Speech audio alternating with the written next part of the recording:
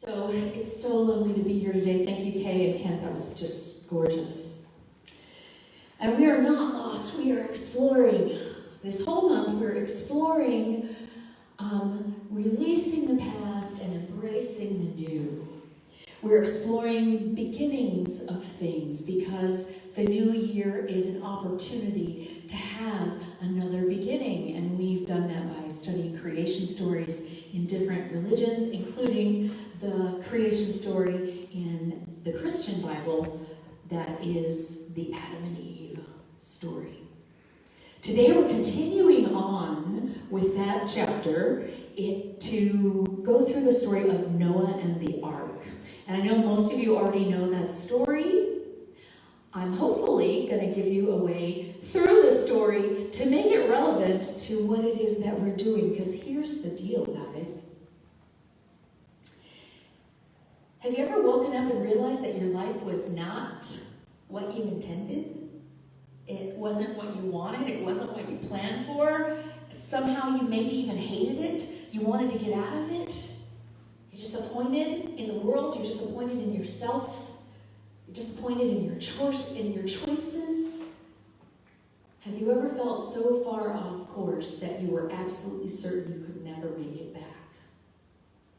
Well, then this is a story of your life and my life. And perhaps we can find even some parallels in the country's life as we explore this new year. Not going back to the way things were, but finding the new way to be that serves us.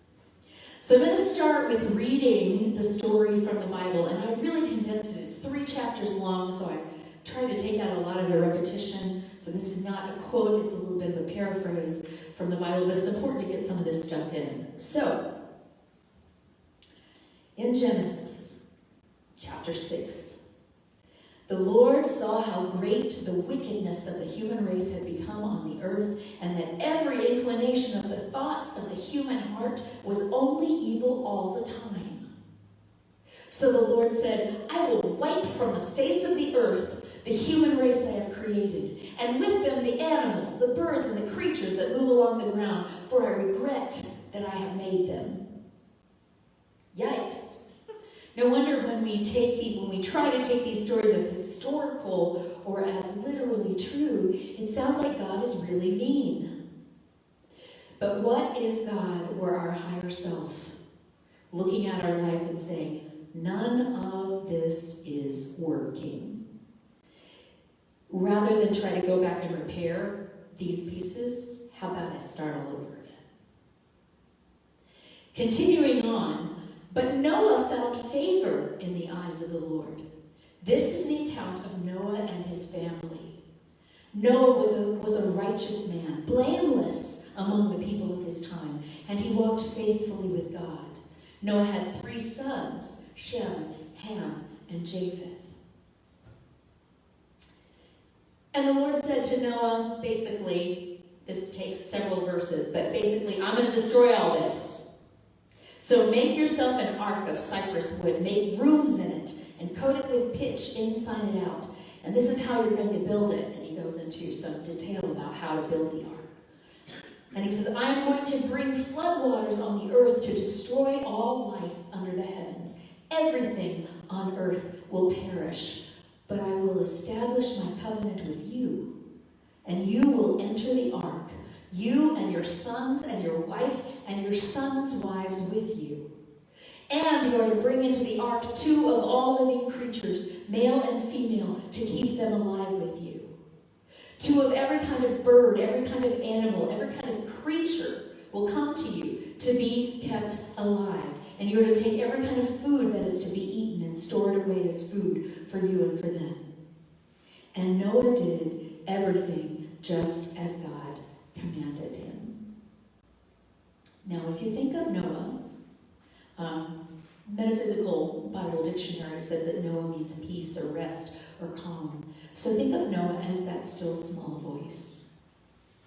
Think of Noah as the part of you who never ever forgot what was good and what was right, that never ever got lost in the first place, but has basically been shouted down by the world and your way of engaging in the world.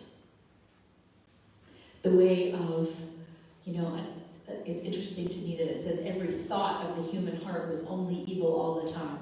Well, I don't believe that, but I think sometimes we look around the world and it sure seems like that. And the really ironic part is our reaction to it often is to hate back. Look at that, that's hateful. I hate hateful. And then we end up with more of that. So this is the still small voice in you that never forgot, that always knew that you were meant for something better than this, something greater, something purer, something higher, something about love rather than about hatred and disappointment and regret.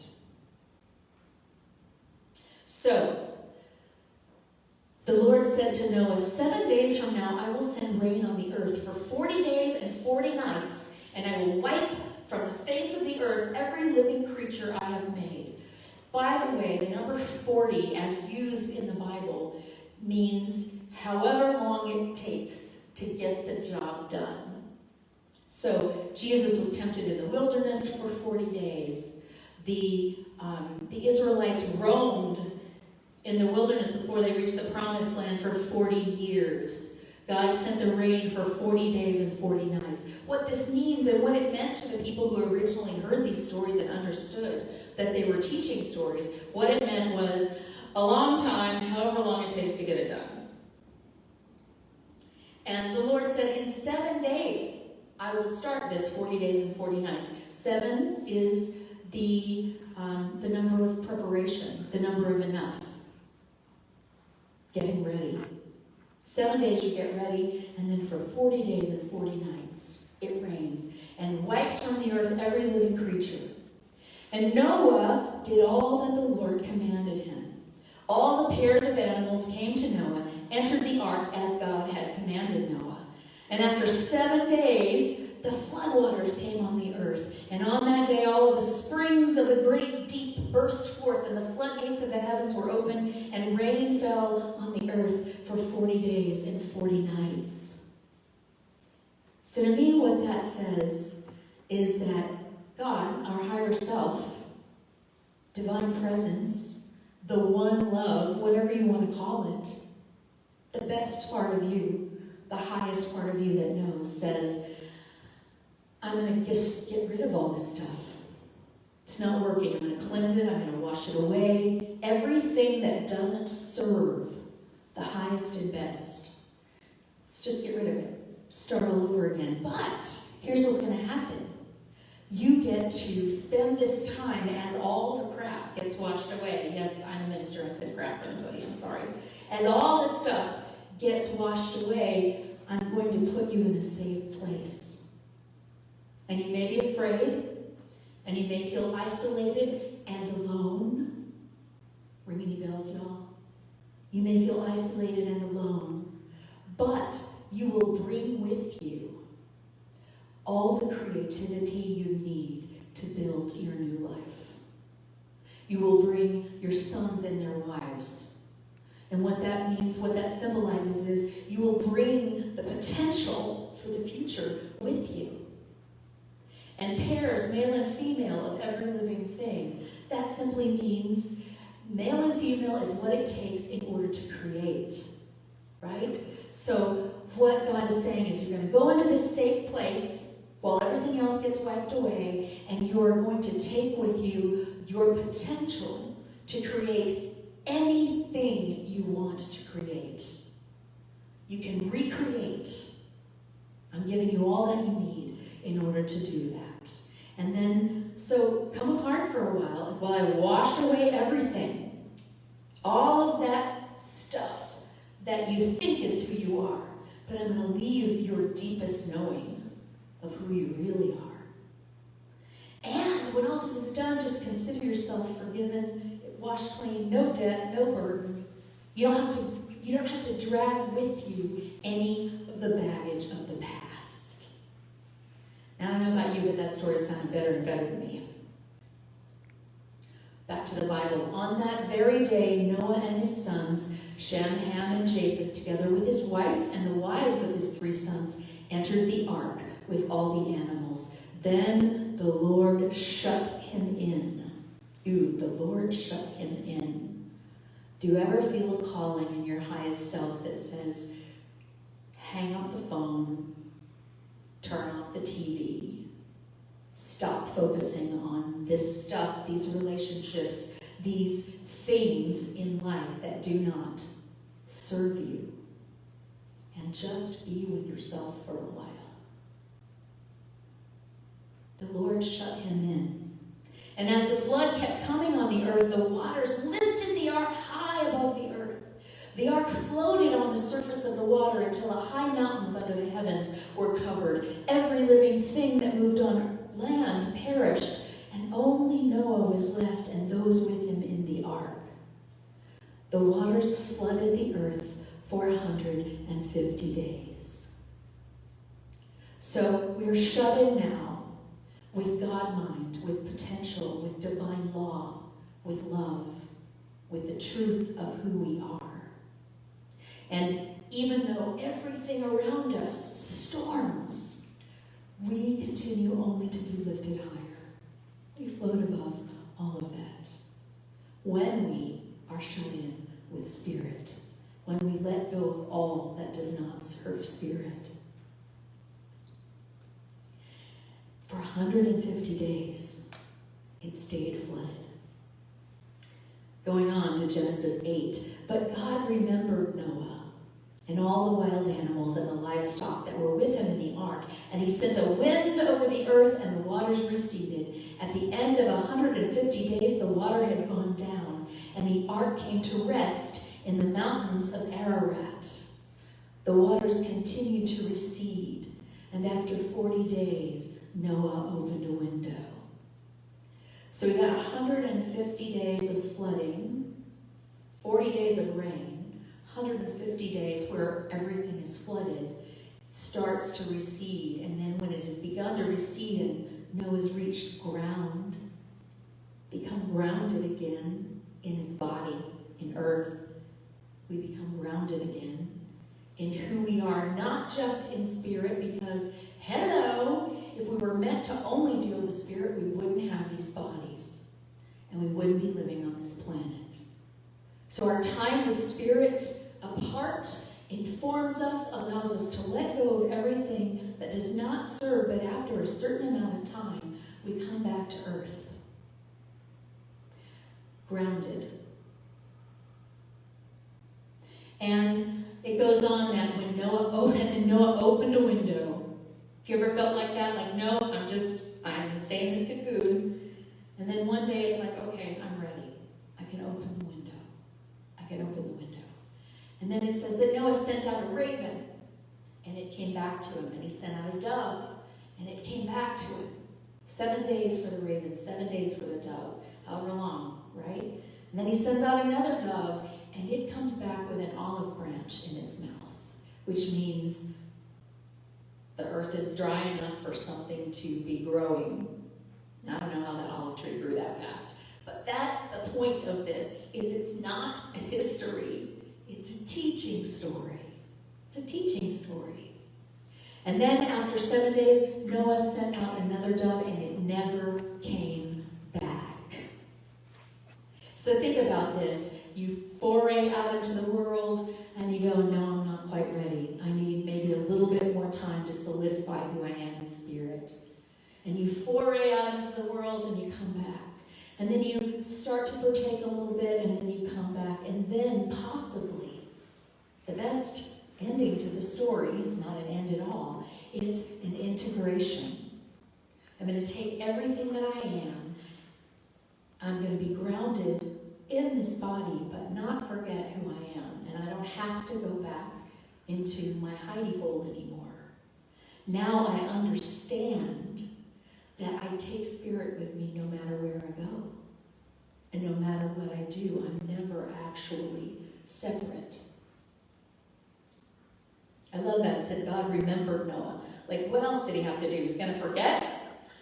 God remembered Noah. And he said, come out of the ark, you and your wife and your sons and their wives, and bring out every kind of living creature that is with you, so they can multiply on the earth and be fruitful and increase in number on it. And then Noah built an altar to the Lord. Basically, Noah came out and said, thank you. And I'm going to build something solid to remind me where I came from and how I got here. And then God blessed Noah and his sons, saying to them, be fruitful and increase in number and fill the earth. God told Noah and his sons, I now establish my covenant with you and your descendants. He said this at the beginning, I'm going to put you in this safe place. Don't worry, because I've already made a promise that you're going to be okay. May not look like it when you're in it, but I'm telling you, it's going to be okay. And so he comes out. This is my covenant. You, your descendants, every living creature that was with you, never again will there be a flood to destroy the earth. And God said, this is the sign of the covenant between me and the earth. I have set my rainbow in the clouds. And whenever I bring clouds over the earth and the rainbow appears in the clouds, I will remember my covenant between me and you and all living creatures of every kind. So basically, God said, come on out, Noah. Now you've spent enough time. Your higher self says it's okay. You are grounded in your body, but you also know who you are. I know who I am in spirit. And so it's safe for me to go out into the world. I take spirit with me. I have an integration that makes that safe. And now I get to create my new life from that place of no separation, from that place of God guiding body, higher self guiding ego and lower self. And never again will there be a flood. What that means is when we're truly, I believe when we're truly integrated, when we truly know that Spirit is with us and never abandons us, regardless of what it looks like on the earth, regardless of the rains that come down, or the pandemics that happen, or the political unrest, or the division, regardless of all that, it cannot touch the foundation of Spirit. Now you can't just drift off forever. You could go to Spirit and you can spend time in the quiet. But as long as you have this body, you have to re-engage at some point. When you re-engage, you bring Spirit with you. And when you do that, when you remain integrated, when you remember, then as other storms seem to be coming, you can remember the promise that I don't have to hide from this.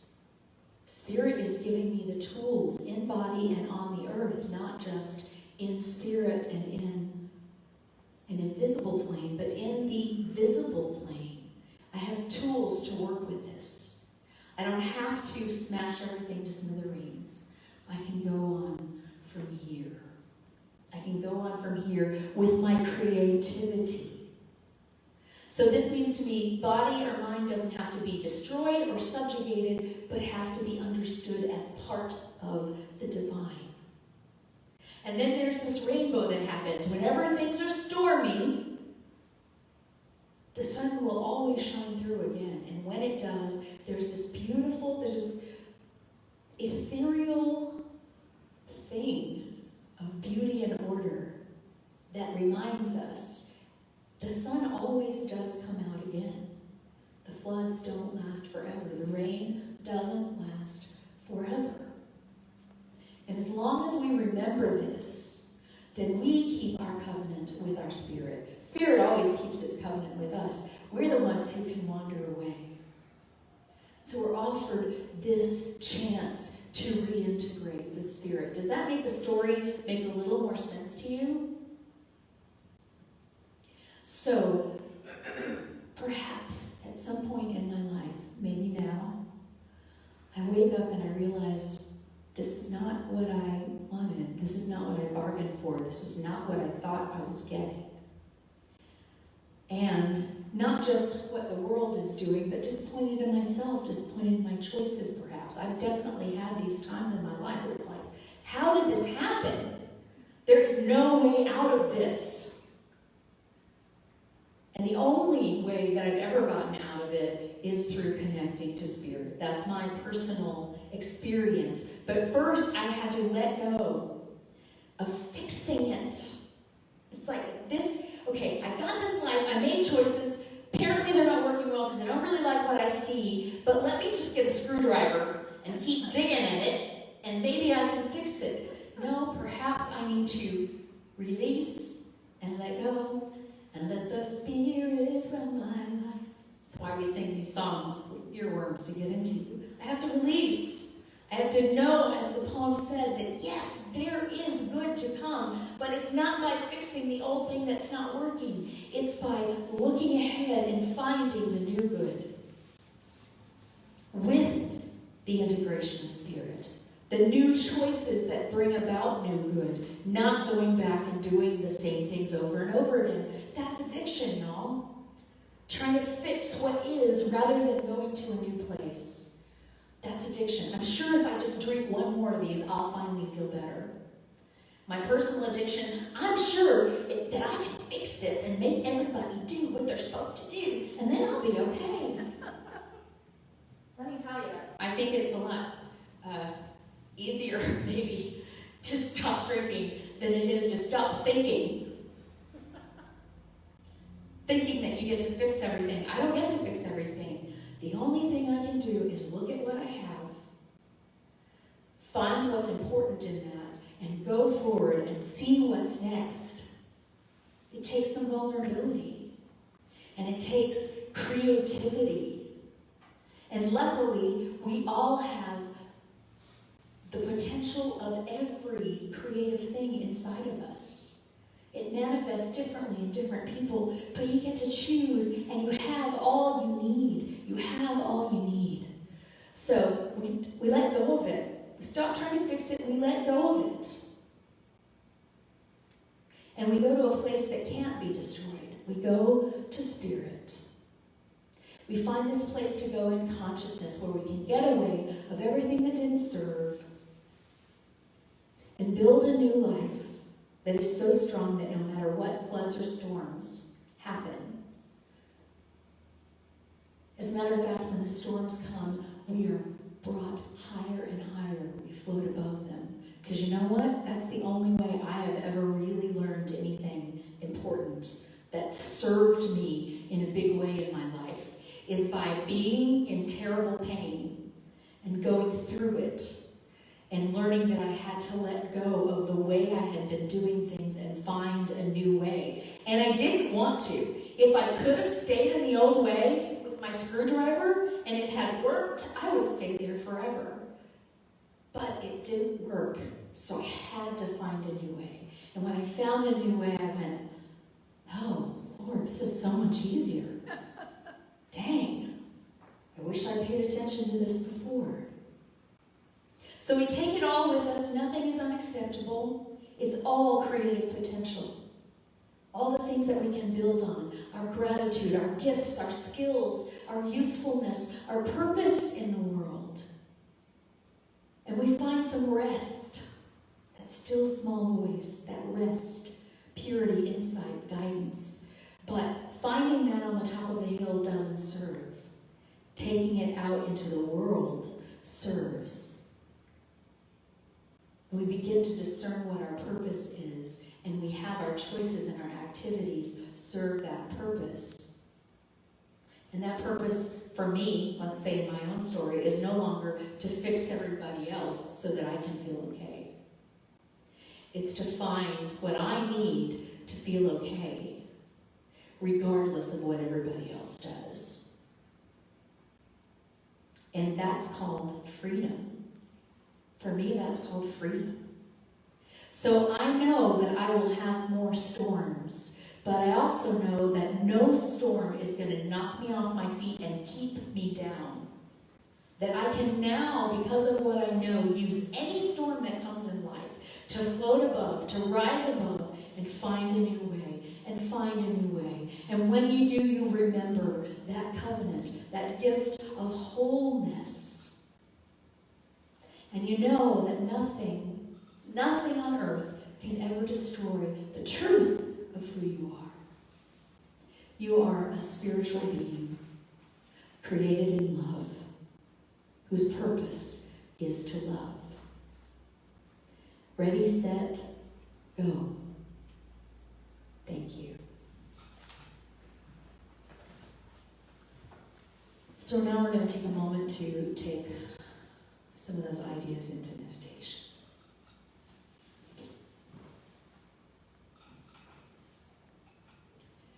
We've all been shut in the ark. This pandemic came and changed what the world looked like. And we've retreated. And we've spent a year longing to get back to normal.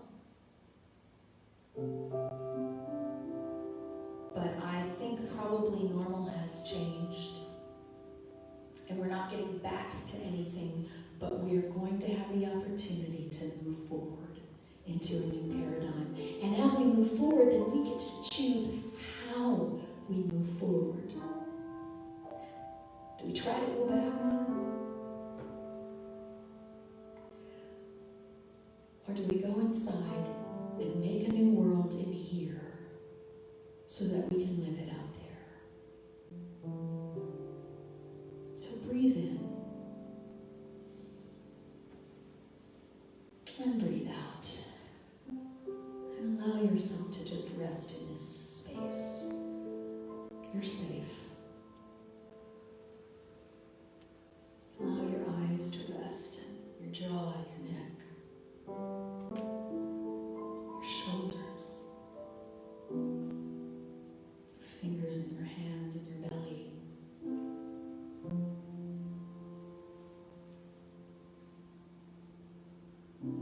So as you breathe, just allow yourself to untighten whatever feels tight.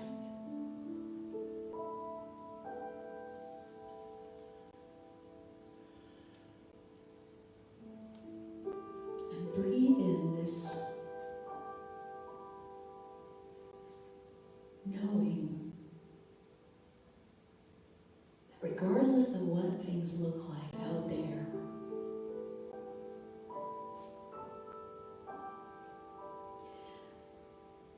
we each have the potential to create a life of love.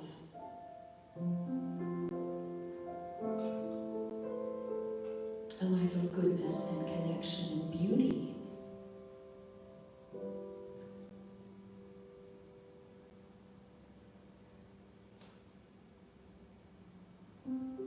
For many of us, we've had jobs and relationships stripped away over the past few months and years. People we thought we knew turned out to be not who we thought we knew.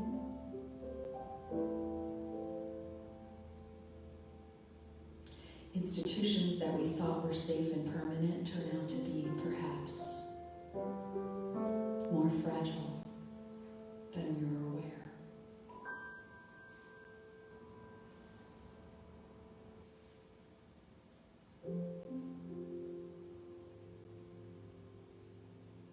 Our bodies and the bodies of those we love have been threatened by disease.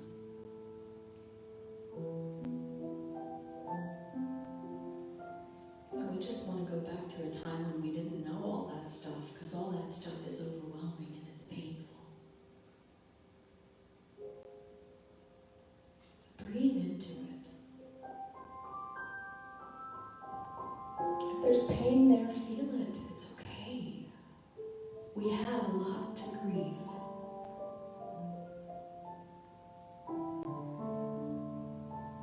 If there are tears to cry, cry them. I promise you won't cry more than 40 days and 40 nights.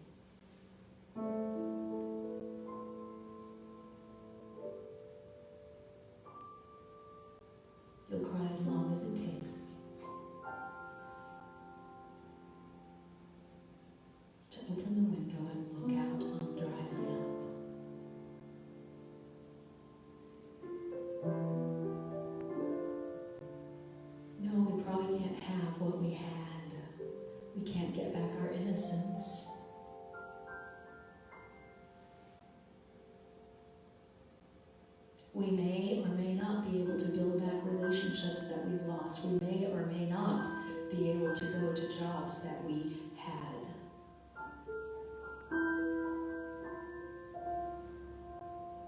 So we get to grieve that and let go. And look out through our window upon a new world.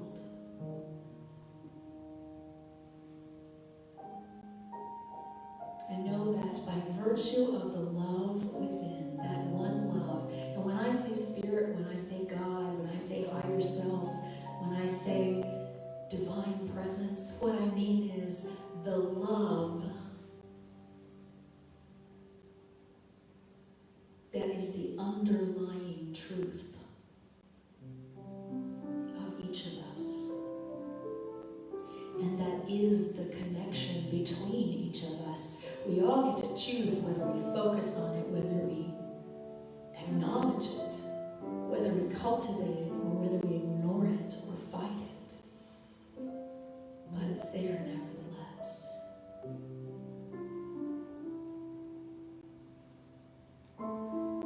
So just imagine in this meditation that you look out your window from this loving place upon a world or a life that perhaps you no longer recognize. And breathe in the freedom of knowing you don't have to go back and fix anything.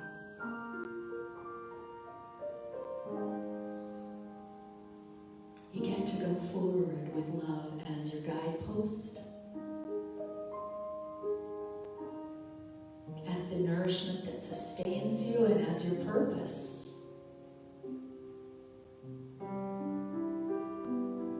And from that place of love, whatever new relationships are to be built will be built. Perhaps it'll be with someone you had a relationship with before, but it won't be the old relationship. It'll be a new relationship with that person.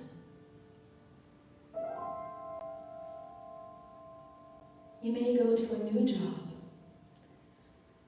or you may go back to the old job, but guess what? You're a new person. You're not who you were. And you're going to approach it in a new way, with new eyes.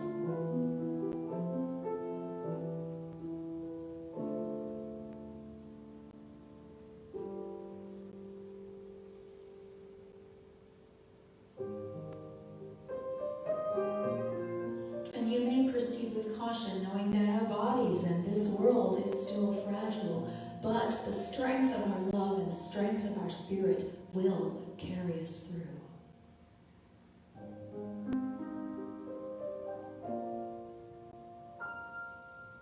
And we get to choose.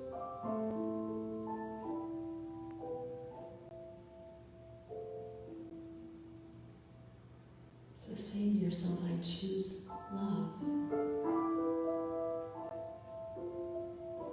I don't know how that's going to play out or what it looks like, but I know that I can consistently remind myself to make that choice.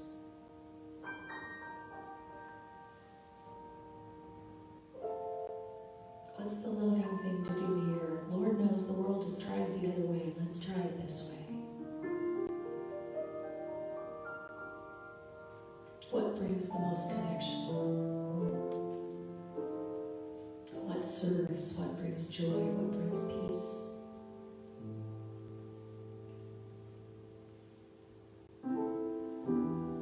What brings a sense of purpose and rightness?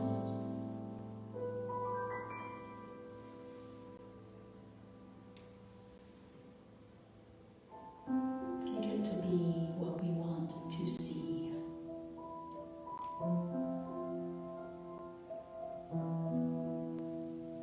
And I'm not saying it's easy.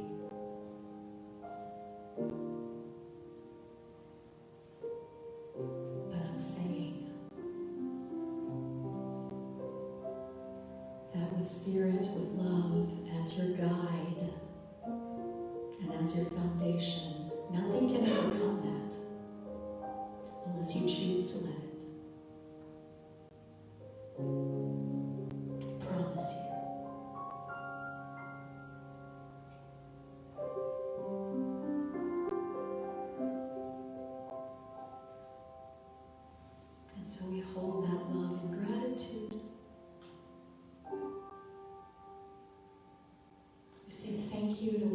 choose